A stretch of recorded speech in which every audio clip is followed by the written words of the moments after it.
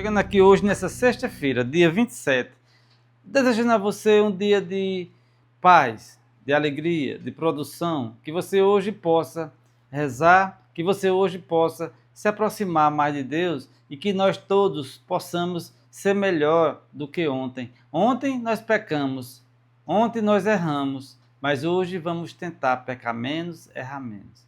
É assim que nós vamos construindo cada dia uma vida mais saudável diante de Deus. Porque, meus irmãos e minhas irmãs, aqui nesse mundão, tudo é aceito. O roubo, a prostituição, o adultério, a mentira, tudo está acontecendo. Mas no reino de Deus é preciso a gente ter o equilíbrio, a paciência, a mansidão. É preciso que nós tenhamos um compromisso com a palavra de Deus. É preciso que a gente busque nosso Senhor Jesus Cristo, para assim termos nosso nome escrito no livro da vida. E o evangelho de hoje, nessa sexta-feira, é o evangelho de João, capítulo 10, versículos de 31 a 42. Proclamação do evangelho de Jesus Cristo, segundo João. Glória a vós, Senhor. Naquele tempo, os judeus pegaram pedras para apedrejar Jesus.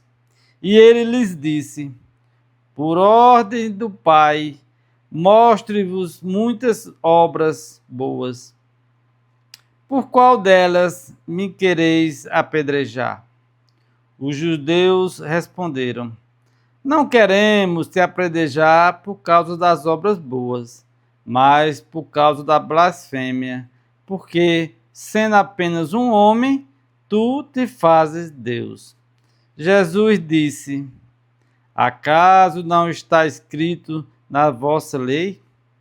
Eu disse: vós sois deuses. Ora, ninguém pode anular a Escritura. Se a lei chama deuses as pessoas às quais se dirigem a palavra de Deus, por que então me acusais de blasfêmia quando eu digo que sou filho de Deus?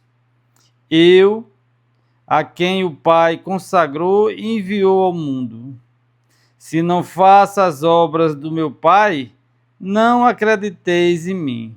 Mas, se eu as faço, mesmo que não queirais acreditar em mim, acreditai nas minhas obras, para que saibais e reconheçais que o Pai está em mim e eu no Pai.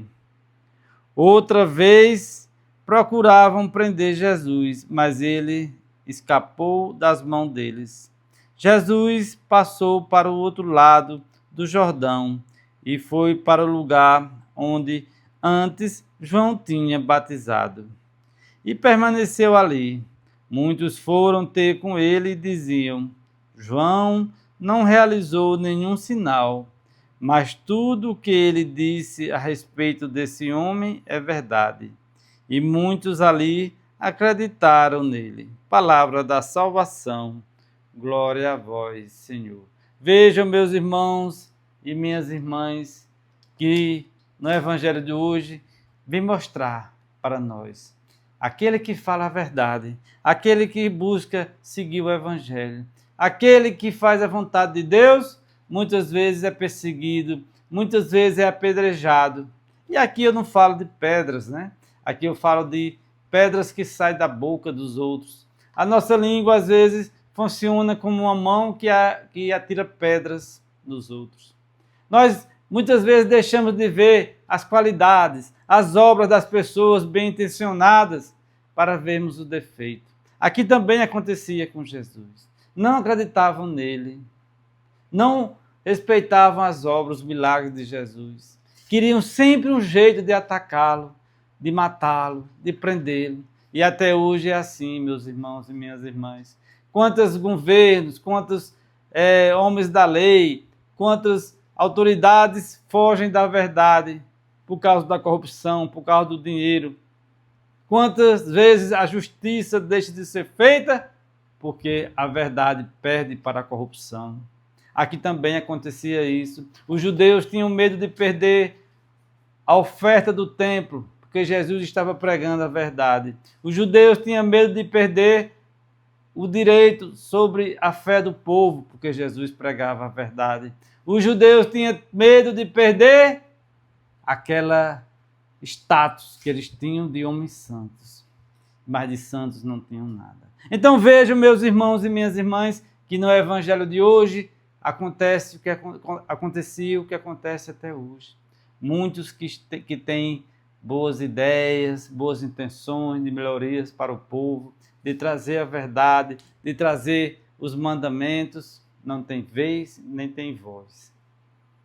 Quantas vezes nós dizemos assim, mas fulano é tão inteligente, é tão bem intencionado, tem boas ideias, mas quando cai dentro do sistema, seja no sistema de trabalho, seja no sistema político, ele é anulado. Porque num grupo de 100, 99 estão indo de acordo com o bando, estão indo de acordo com a maré, estão indo de acordo com a corrente. E esse que chega para falar a verdade é acusado, é desprezado, é crucificado. Assim também aconteceu com Jesus.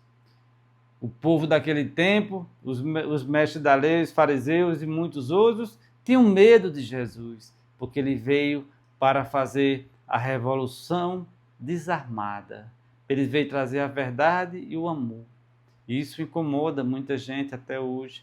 Incomoda os poderosos até hoje. Meus irmãos e minhas irmãs, em quantos países ainda a palavra de Deus é proibida, a santa palavra, o santo evangelho é proibido, em quantas cidades brasileiras ainda padres são perseguidos por causa da verdade, porque não se curvaram aos poderosos. Jesus daqui usou até a palavra de Deus que estava escrito para se defender. Vejam, meus irmãos e minhas irmãs, que a opressão é grande, a pressão é enorme, mas nós devemos sempre buscar seguir o exemplo de Cristo. É fácil? Não. As perseguições são diárias, as tentações também. E muitas vezes, se nós não estivermos em oração, se nós não estivermos praticando o jejum, a misericórdia, nós nos deixamos também envolver por esse mundo e pelas coisas do mundo. E quando nós vamos olhar, já temos nos afastado muito da palavra de Deus. É como cair num rio de correnteza forte. A gente mergulha e diz, eu vou sair do outro lado. Mas quando nós percebemos, a correnteza já nos arrastou metros e metros e metros do lugar que nós estávamos planejando sair. Devemos fugir das correntezas desse mundo, meus irmãos. Devemos manter nosso joelho no chão, em oração e em verdade. É fácil? Não. Vivemos num mundo onde temos que trabalhar, estudar, pagar nossas contas, ganhar nosso dinheirinho, seja muito ou pouco, para podermos ter um pouco de dignidade. Mas podemos sim, devemos sim, e tem como fazer isso com dignidade e com a verdade, com honestidade. Muitos vão para o lado mais fácil, né?